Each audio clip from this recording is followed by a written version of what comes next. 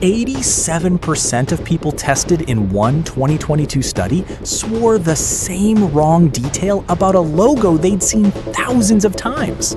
Not a rare glitch, not a handful of confused people online. The overwhelming majority misremembering the exact same thing, the exact same way. You've probably done it too. Pikachu's tail has no black tip. The Monopoly Man never wore a monocle. The Fruit of the Loom logo never had a cornucopia behind it. Picture the moment you found out. That flush of disorientation, like the floor tilted half an inch.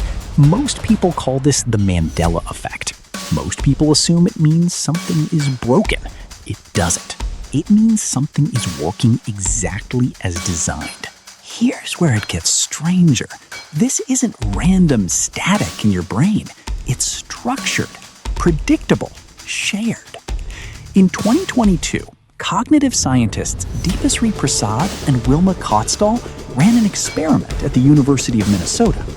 They showed people highly familiar logos, Adidas, Volkswagen, Fruit of the Loom, and asked them to pick the real version out of a lineup that included subtly altered fakes.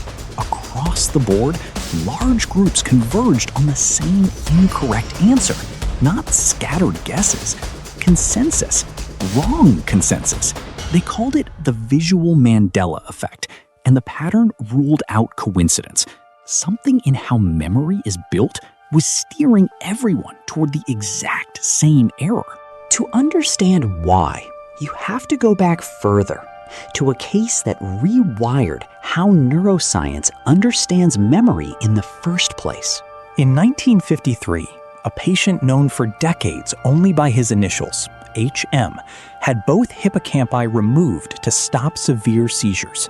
The seizure stopped, so did his ability to form new long-term memories. Neuroscientist Brenda Milner studied him for years and found something unexpected. His memory wasn't a recording that had lost its tape. It was a construction process that had lost its factory. Every memory, for the rest of us, isn't retrieved. It's rebuilt from scratch every single time, using fragments and filling the gaps with whatever fits. That filling in isn't a flaw in the system. It's the system. Psychologist Elizabeth Loftus spent decades proving exactly how easy the gaps are to fill. In her most famous study, she convinced a meaningful percentage of participants they remembered being lost in a shopping mall as children, an event that never happened. Not because they were gullible, because memory doesn't store footage. It stores a rough sketch, and every time you recall it, your brain redraws the sketch using logic, expectation, and whatever information is lying around at the time. Now picture a logo you've seen 10,000 times, in passing, never once studying it directly. Your brain never stored the image. It stored a summary. Round fruit shapes, warm colors, something behind them. Later, your brain needed a behind them to complete the picture, and it borrowed the most logical, most commonly seen object in that visual category, a cornucopia. Not because you saw one, because a cornucopia is what usually goes behind a pile of fruit in the entire visual language you've absorbed your whole life. This is called schema-driven reconstruction, and it's been documented since 1932, when psychologist Frederic Bartlett had participants read an unfamiliar folk story and recall it days later. Every retelling drifted, not randomly, but toward the version that matched what an English audience already expected a story to sound like. Memory doesn't preserve the original. It edits toward the familiar. Here's the part that should be unsettling. This happens every time you remember anything, not just logos. Neuroscientist Karim Nader ran an experiment in the early 2000s that proved something memory researchers had suspected for a while.